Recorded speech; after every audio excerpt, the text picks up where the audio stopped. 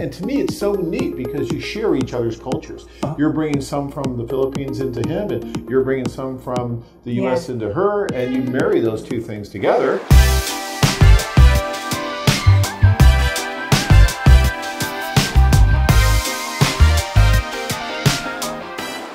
They had met via foreign affair at one of our socials. Actually, Robert had started writing to Marlon, and then had gone to Cebu to meet, and they met. And that was during a group tour. Robert had also gone to the socials. But things went very well, and ultimately, Marlon came back to the States here. They actually live in Phoenix, where we're located, and just about a little over 1 year ago, it was 1 year ago in about a week, right? I had the honor of walking Marlon down the aisle at their wedding. And it was a wonderful experience for me, and I was very proud to do it. And a year later, here we are. Share with us a little bit about what this last year has been like for you. I know that you work now, and are you getting used to the food here and the weather? And I mean, tell us a little bit about it. But I still like the food in the Philippines. You still like the food in the Philippines better? I miss the food street. Oh, the street food? Yeah. I know, when we were there, they had great street food. The barbecue, food. The shumai, everything, the hanging rice. Oh my God, I miss it.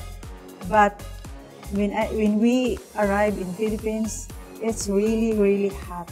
Was it really hot? It's very hot. This is coming from a woman who lives in Phoenix, by the way. Yeah, I'm not used to it anymore. Robert, so how has it been for you for this year? I mean, it's a big adjustment too, getting married and everything.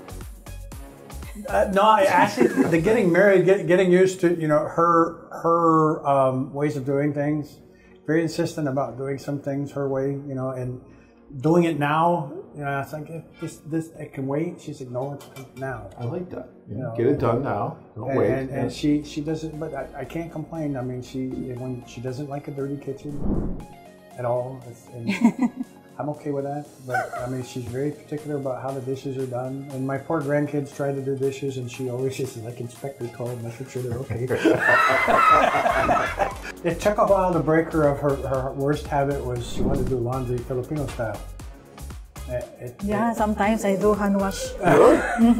It's amazing the differences in cultures with the food, with just the way you do laundry, like you're talking about. I mean, we talk all the time about this with the guys that are doing the international dating. I went through that with Tanya with Russia. She had different ways of doing things. Yeah. She liked different foods. She liked, all kinds of different things. And so, you just, and to me, it's so neat because you share each other's cultures. You're bringing some from the Philippines into him, and you're bringing some from the U.S. into her, and you marry those two things together. And sometimes a little bit of a clash, right? Sometimes like, I like this, or I like this. No, but I wouldn't say a clash. I'd say a learning curve. Okay. Kind of for both of us. It's funny because, guys, when you do something like this, there is a difference in cultures, but to me, it is so neat, so exciting. I still remember the day that Tanya called me up in a panic, and she was watching this show on TV and thought they were going to kill each other and couldn't believe what was happening and was really concerned. And then it turned out that she was watching big time wrestling for some reason. She had just flashed over there and just said, oh my gosh, they're killing each other. I'm like, we have to talk. Yeah, there was a learning curve, as you said. I think that's the right way to put it. Learning curve of how you do these things when you marry these two different cultures, but I would not trade it for the world. You have to really think about what you're talking about and explain. One of our clients said that once. He said, talking with this woman, I had to really pay attention to what she was saying because it wasn't just like I could autofill what she was saying because I'm so used to everything because we come from the same background like I do when I date here or when I was married to my wife. But when she was talking, her words were different, her accent was different, and I really paid attention to what she was saying more than I'd ever done before. And the communication, even though there was a language barrier, the communication was far superior to when I was just listening to my wife and I was shutting out 90% of what she was saying. You had to be focused to understand. Yeah, I had to be focused to understand.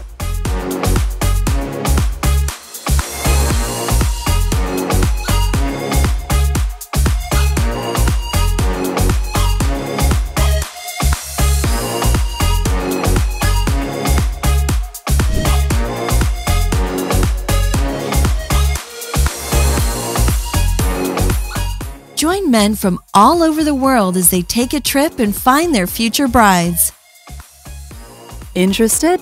Learn more at foreignlovemates.com. If you enjoyed this video, be sure to give us a thumbs up and subscribe to our channel. Then click on the notice bell to get notified every time we add something new.